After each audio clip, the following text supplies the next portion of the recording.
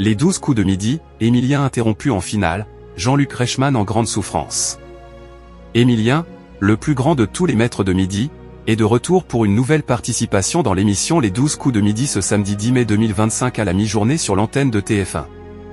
Après avoir découvert sa 21e étoile mystérieuse en proposant le nom de Grand Corps Malade, ce dernier a eu du mal à renouer avec le succès des coups de maître, après avoir été victime d'une grosse défaillance. Après avoir été provoqué en duel, il a tout de même remporté 2 000 € en finale, faisant monter sa cagnotte à 2 361 718 € de gains et de cadeaux.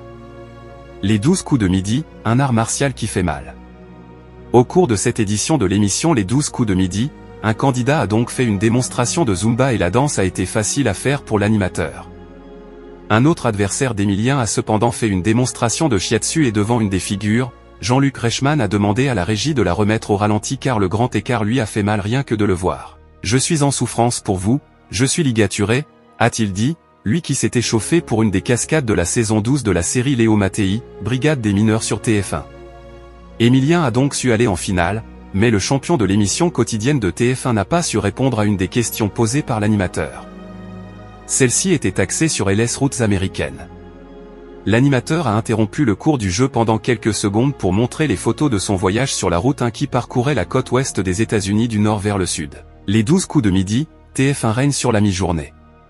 Du côté des audiences, le divertissement a réuni 2,62 millions de personnes en moyenne ce vendredi 9 mai 2025 sur l'antenne de TF1 en moyenne de 11h50 à 12h45, soit 34,9% de part de marché auprès des 4 ans et plus. Le programme a donc réuni jusqu'à près de 4 millions de personnes dans les dernières minutes de la diffusion, pendant la finale avec Emilien. Par rapport à la semaine passée, le programme produit par Endemolshine Productions et Pistache TV est en baisse de 0,3 points de part de marché. Le rendez-vous a tout de même pu se classer largement en tête des audiences, devant la nouvelle victoire de Joël dans l'émission Tout le monde veut prendre sa place. Le jeu animé par Cyril Ferraud a fédéré en frontal 1,62 million de fidèles, soit 20,4% de part de marché auprès des 4 ans et plus.